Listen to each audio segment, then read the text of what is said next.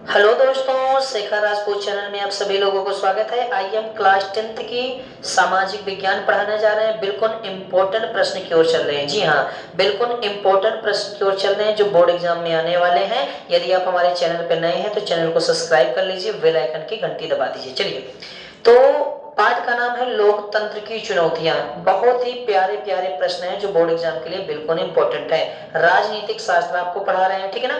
तो लोकतंत्र की चुनौतियां, तो पहला प्रश्न आपका है कि चुनौतियों से क्या तात्पर्य है, या चुनौतियां किसे कहते हैं, या चुनौतियों से आप क्या समझते हैं। देखिए, यदि लोकतंत्र में आने वाली बाधाओं को दूर ना किया जाए, जी हाँ, यदि लोकतंत्र में आने वाली बाधाओं को दूर ना किया जाए तो लोकतंत्र का विकास संभव नहीं है। अर्थात लोकतंत्र विकास की ओर नहीं बढ़ सकता है, नहीं बढ़ सकता है। समझ में आया?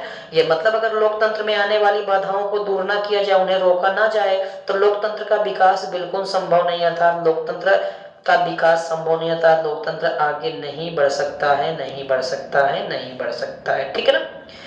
तो उसके बाद देखिए, दूसरा प्रश्न है कि लोकतांत्रिक व्यवस्था से क्या तात्पर्य है। जी हाँ, लोकतांत्रिक व्यवस्था से क्या तात्पर्य है। तो देखिए, यह एक ऐसी व्यवस्था होती है जो लोगों द्वारा बनाई गई एक सरकार हो। क्या हो? यह एक ऐसी व्यवस्था होती है जो लोगों द्वारा बनाई गई एक सरकार हो, और वह सरकार, जी हाँ, और वह सरकार लोगों के हितों को ध्यान में रखकर कार्य करे, तो उसे लोकतांत्रिक व्यवस्था कहते हैं। इसका मतलब लोग किसी सरकार को बनाएं और सरकार लोगों के हितों में काम करे। यानी सरकार मतलब कि लोग किसी सरकार को चुने, सरकार को बनाएं, और सरकार को चाहिए कि लोगों के हितों में काम करना चाहिए। बात समझ में आ रही है कि नहीं आ रही ना।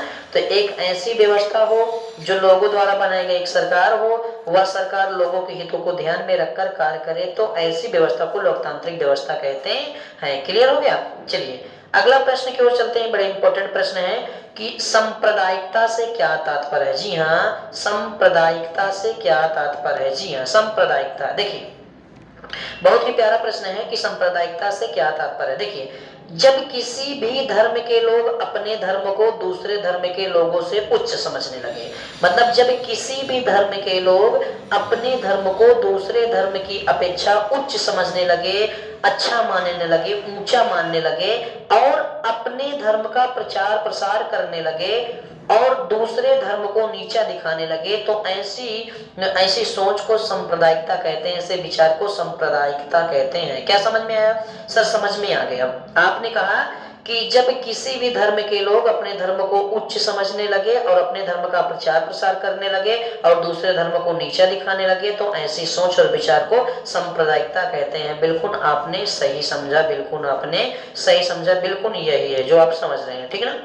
फिर अगला प्रश्न बहुत ही प्यारा प्रश्न है कि धर्मनिरपेक्षता से क्या तात्पर्य है। धर्मनिरपेक्षता से क्या तात्पर्य है। देखिए, धर्मनिरपेक्षता से यह तात्पर्य है कि किसी भी राज्य में खुद का अपना धर्म ना हो, किसी भी राज्य में खुद का अपना धर्म ना हो, और राज्य में रहने वाले लोग अपनी इच्छा अनुसार कोई भी धर्म अपना सके, कोई भी धर्म अपना सके, और जाति के आधार पर भेदभाव ना किया जाए, ऐसी स्थिति को धर्मनिरपेक्षता कहते हैं। इसका मतलब किसी भी राज्य में खुद का धर्म ना हो, किसी भी राज्य में खुद का धर्म ना हो, और वहां के लोग अपनी इच्छा अनुसार किसी भी धर्म को अपना सके और भेदभाव ना किया जाए, ऐसी स्थिति को धर्मनिरपेक्षता कहते हैं। धर्मनिरपेक्षता कहते हैं। क्लियर हो रहा है? चलिए, अगले प्रश्न की ओर चलते हैं। बहुत ही प्यारा प्रश्न है कि अल्पसंख्यक से क्या तात्पर्य है। जी हाँ,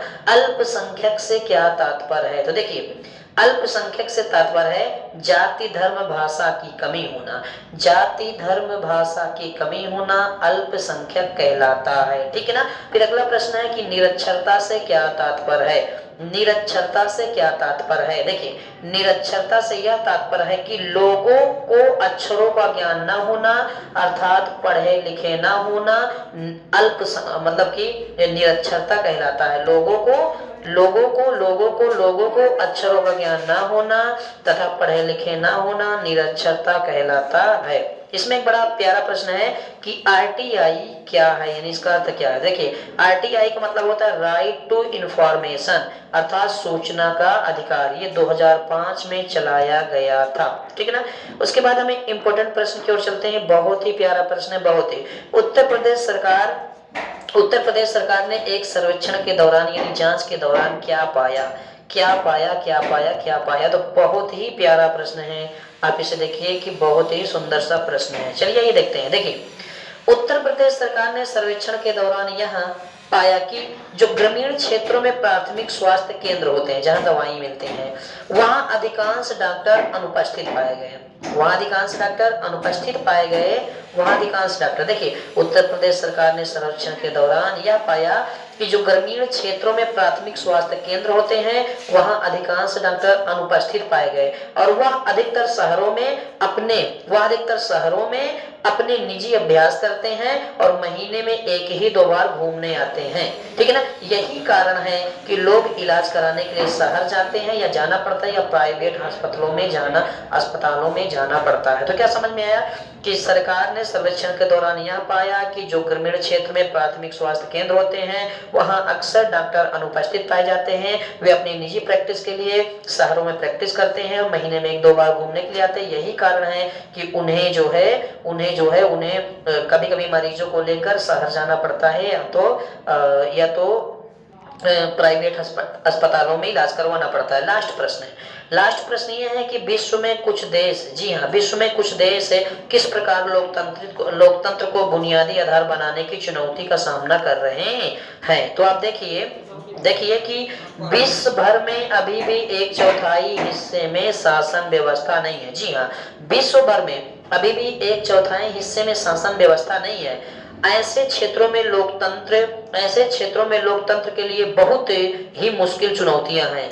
ऐसे क्षेत्र में लोकतंत्र के लिए बहुत मुश्किल चुनौतियां हैं। इन क्षेत्रों में लोकतांत्रिक सरकार गठित करने की जरूरत है ताकि वहां की स्थिति अच्छी हो सके और वहां शासन व्यवस्था सुधारा जा सके। तो मैंने बहुत आराम से आपको समझा दिया, पढ़ा दिया, मुझे लगता है आपके समझ में आ गया होगा, ठीक है ना। तो आप लोग अगर चैनल पे नए हैं या पुराने हैं, चैनल को शेयर, सब्सक्राइब, लाइक, कमेंट करना, शेयर करना शुरू कर दीजिए। और यहाँ से आप सारे सब्जेक्ट, सारे विषय अधिक मात्रा में सामाजिक विज्ञान, हिंदी, सोशल साइंस आराम से पढ़ सकते हैं, ठीक है ना। और अधिक मात्रा में शेयर कर दीजिए ताकि दूसरे बच्चों के पास भी वीडियो पहुंच जाए, ठीक है ना।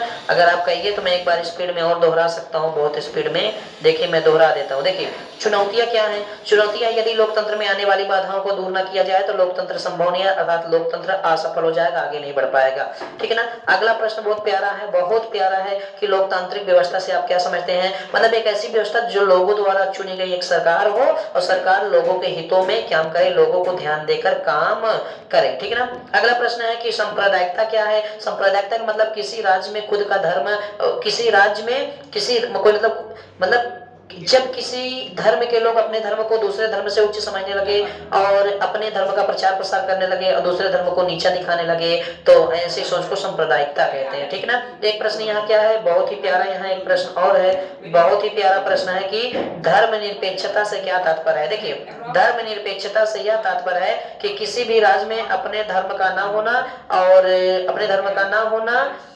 वह अपनी इच्छा अनुसार कोई भी धर्म अपना सकते हैं तथा जाति के आधार पर उनके साथ भेदभाव नहीं किया जाएगा। यहाँ मोबाइल में तुम लोग की आवाज बहुत तेज आ रही है, ठीक है ना। अगला प्रश्न है अल्पसंख्यक से क्या तात्पर्य है। अल्पसंख्यक से तात्पर्य जाति धर्म की कमी होना, जाति धर्म भाषा की कमी होना। अगला प्रश्न निरक्षरता से क्या तात्पर्य है। अक्षरों का ज्ञान न होना, पढ़े लिखे न होना निरक्षरता कहलाता है।